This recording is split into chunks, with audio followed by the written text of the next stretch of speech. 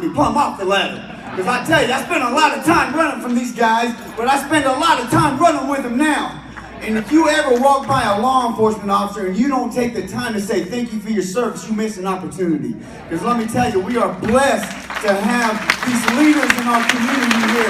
We are blessed to have a faithful, God-fearing, God-loving sheriff who is not scared to step up and claim the gospel. Sheriff, I love you, man. I appreciate you. Law enforcement, I love you. I appreciate you. Church, I love you. I appreciate you. Pastors, I love you. I appreciate you. And let me tell you something today, church. You can always tell who's committed because those are the ones that stay to the end. There was a mass exodus and they missed a blessing. All right? So thank you for staying. And if nobody has told you today that you're amazing, you're amazing. You are amazing. And if you can hear my voice tonight, you are the most important person in here. Because let me tell you something, when it comes to value, we all bring the same amount of that to the table.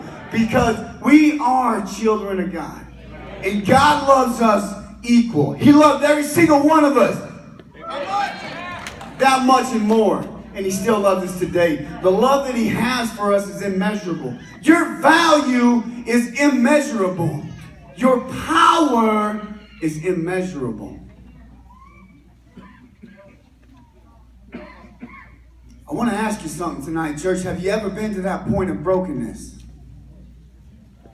Have you ever been to that point of brokenness? Many of us will probably say that we've been there, but let me tell you something. There should really only be one answer to that. Yes, Richie, I've been to that point of brokenness, and I'm still there. What do you mean by that, Richie? I'm glad you asked, because I'm going to tell you. You see, I am the director of student ministries at Nineveh, and I appreciate the opportunity to serve those young people and serve those church. But I'm also a husband and a father, and I've been a Little League ball coach. I do some construction work on the side. Everything that I do as a man of long-term recovery. And what long-term recovery means for me is that by the grace of God, for more than 10 years, drugs and alcohol no longer rule my life.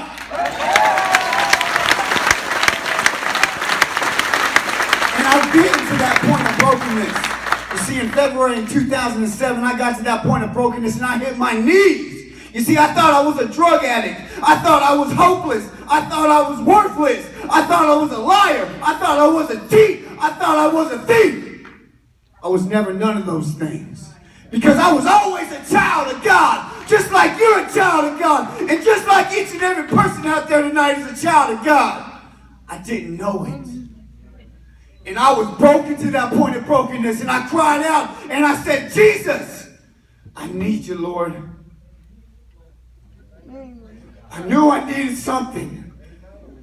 Through the anger and the rage and the resentments and the tears and the emptiness inside, I cried out, and Jesus said, I got you. For your salvation, son, let me help you grieve. All you must do is simply believe. And I rose up, and I was still broken. Because though he healed me from so much, I was broken in a new kind of way. Because I was broken for him. I was broken for what he'd done for me. I was broken for the lost and dying world, and I've been broken ever since.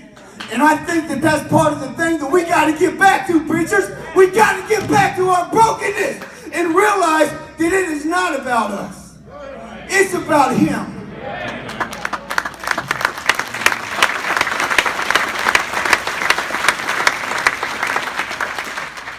On my knees from a prison cell. Many of us have maybe never spent a night in jail in our life, but many of us are imprisoned in another kind of way. Prison by self, prison by money, prison by success, prison by wealth or status. Then I heard the voice of the Lord calling, saying, whom shall I send? And I rose up a new man saying, here I am, God, send me. There's two things you can guarantee about Richie Tannerhill. I am never going to pass up an opportunity to brag about Jesus, and I'm going to get fired up about it. You can guarantee that. Can you say say that tonight, church? Can you say, God, here am I, send me? But only if I got time. But only if it ain't gonna cost me no money. But only if I can be the first one there. Well, let me see. Let me check my calendar, see if I ain't got something else planned. We was talking about the sheriff mentioned advanced stuff you got going on. September the 10th, not this Saturday, but next Saturday. The 2nd annual Western Regional Recovery Rally.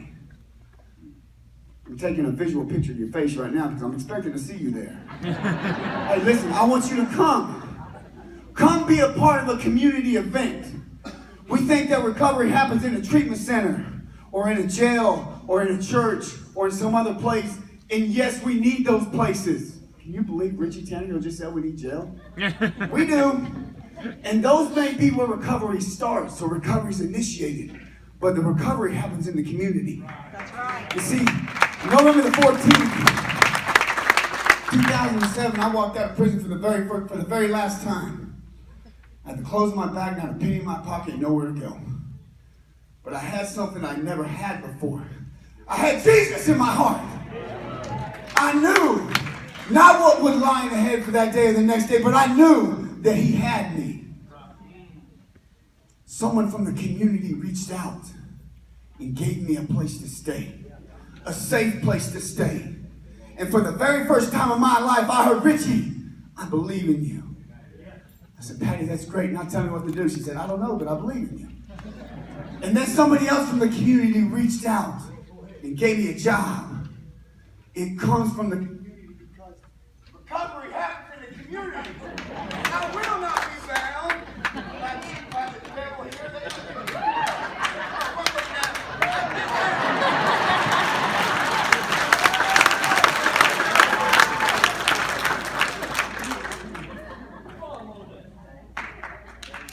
I'm getting ready to get fired up now. Do I need to come down there?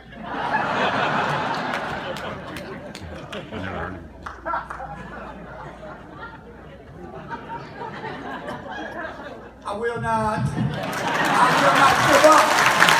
Let me tell you what, never underestimate what you can accomplish if you just won't give up. Satan, you got nothing here, brother. Our world is in a crisis. Would you agree with me? But let me tell you something. It is not a crisis without a solution. This crisis has a solution. This solution is Jesus Christ.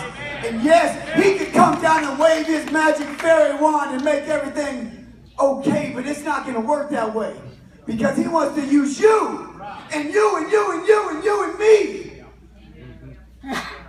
Because he called us to do that. I want to ask you something. I want you to think about the last time. Be honest with yourself. The last time that you actually gave your best effort at something. Like you went all in. You gave everything that you could possibly give. You couldn't give one more thing. You were spent. You gave it all. And if we're honest, if we are brutally honest, most of us come up with a blank or one or two things. Because rarely do we go all in. Rarely do we give everything we got. Rarely do we give our best effort. If we say to our Lord and Savior Jesus Christ, here am I, God, send me, and then we go and give our best effort, pastors, we change this overnight. We live in this fast-paced, most disconnected culture that there's ever been. This culture of crisis. And the opposite of that crisis is connection. Connection with God and connection with you. World or church, the world is out there looking for a connection. And they're finding it in other things. Drugs, alcohol, bad choices, bad choice of friends, bad choice of whatever. They're waiting on you to be the hands and the feet